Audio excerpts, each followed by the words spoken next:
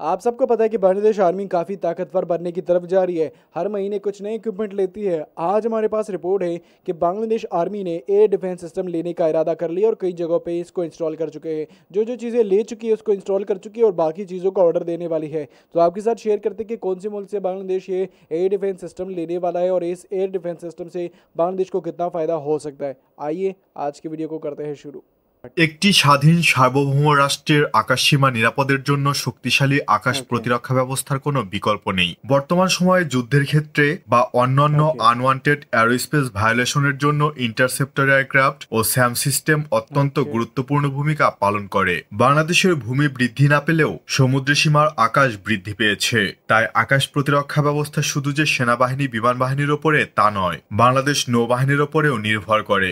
আকাশ প্রতিরক্ষা ব্যবস্থাকে মোট 4টি ধাপে ভাগ করা যায়, যেমন short range, short to medium, medium to long range এবং ओके। Very long range. আমাদের হাতে ভেরি শর্ট রেঞ্জ ও শর্ট রেঞ্জের স্যাম সিস্টেম থাকলেও মিডিয়াম ও লং রেঞ্জের স্যাম নেই। শুধুমাত্র লং রেঞ্জের স্যাম দিয়েই আকাশের নিশ্ছিদ্র নিরাপত্তা দেওয়া সম্ভব না। সম্পূর্ণরূপে আকাশ প্রতিরক্ষার জন্য লেয়ার্ড এয়ার ডিফেন্স গঠন করা হবে, যার জন্য শর্ট, মিডিয়াম এবং লং রেঞ্জের স্যাম দরকার। এই মুহূর্তে আমাদের জন্য মাঝারি পাল্লার এয়ার ডিফেন্স ক্রয় করা একদম জরুরি হয়ে গেছে। প্রতিরক্ষা মন্ত্রণালয় থেকেও সেনাবাহিনীর জন্য মাঝারি পাল্লার এয়ার ডিফেন্স সংগ্রহের বিষয়ে বলা হয়েছে।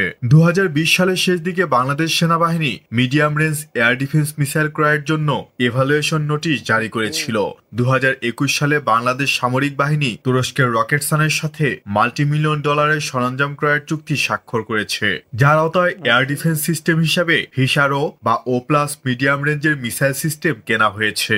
হিসারো প্লাস একটি মিডিয়াম রেঞ্জের এয়ার ডিফেন্স মিসাইল সিস্টেম, যার রেঞ্জ 25 কিলোমিটার। তবে এর সাথে যে র্যাডার ব্যবহার করা হয়েছে তার রেঞ্জ 60 কিলোমিটার। এটি সর্বোচ্চ 60 কিলোমিটার দূর থেকে টার্গেট শনাক্ত ও 25 কিলোমিটার দূরের টার্গেটে আঘাত হানবে। এই সিস্টেমে ব্যবহৃত মিসাইল হাই স্পিড টার্গেটে তার সর্বোচ্চ রেঞ্জ এবং উচ্চতায় সফলভাবে এঙ্গেজ করতে সক্ষম হয়েছে।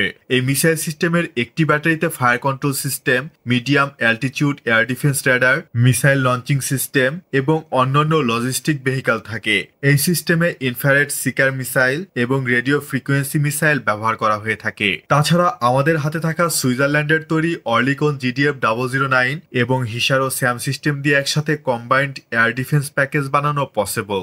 মিডিয়াম রেঞ্জ বা মাঝারি পাল্লার এয়ার ডিফেন্স হাতে পেলে দেন আমরা লং রেঞ্জের দিকে এগোবো ইনশাল্লাহ। সেক্ষেত্রে আমরা আবারও তুরস্কের দিকেই যেতে পারি, কারণ তুরস্ক তাদের তৈরি ন্যাটো গ্রেডের সমরাস্ত্র বাংলাদেশের কাছে বিনা শর্তে বিক্রি করতে আগ্রহী। বাংলাদেশের সাথে যৌথভাবে যুদ্ধ সমরাস্ত্র তৈরি, সেই সাথে টেকনোলজি ট্রান্সফার করতেও আগ্রহী তুরস্ক। তুরস্কের প্রযুক্তি সফলতা মানে বাংলাদেশের সামরিক খাতে উন্নতি। লং রেঞ্জের এয়ার ডিফেন্স হিসেবে তুরস্কের সিপের স্যাম অন্যতম শক্তিশালী এয়ার ডিফেন্স সিস্টেম। পূর্ববর্তী হিসারো স্যামের ওপর ভিত্তি করে মার্কিন প্যাট্রিয়ট এবং রাশিয়ার S-400 এর মতো লং রেঞ্জের এয়ার ডিফেন্স সিস্টেম তৈরি করতেই এই সিপের স্যাম। তুরস্কের সিপের ব্লক অন আকাশ প্রতিরক্ষা ব্যবস্থা আনুষ্ঠানিকভাবে সার্ভিসে প্রবেশ করেছে। ব্লক অন প্রায় 100 কিলোমিটার পাল্লার অধিকারী বলে জানানো হয়েছে, যদিও অ্যাসেসান কোম্পানির অফিসিয়াল সাইটে সর্বোচ্চ 130 কিলোমিটারের কথা বলা আছে। ব্লক 2 ভার্সন নিয়ে ইতিমধ্যে গবেষণা করা হচ্ছে, যেটিকে 150 কিলোমিটার পাল্লায় উন্নীত করা হবে। ভবিষ্যতে ব্লক 3 ভার্সনও আনা হবে, যেটি 180 কিলোমিটার দূরের লক্ষ্যবস্তুকেও ধ্বংস করতে পারবে। আর তুরস্ক নিজস্ব মাল্টি লেয়ার্ড আকাশ প্রতিরক্ষা ব্যবস্থা স্টিল ডোম তৈরি করতে চায়। এটি হবে ইসরায়েলের আয়রন ডোমের মতো। একটি অনুষ্ঠানে এরদোয়ান বলেন, যদি তাদের একটি আয়রন ডোম থাকে তবে আমাদেরও স্টিল ডোম থাকবে। তাই আমাদের আকাশ প্রতিরক্ষার জন্য তুরস্কের তৈরি এয়ার ডিফেন্স সিস্টেমই হবে আমাদের অন্যতম গন্তব্য।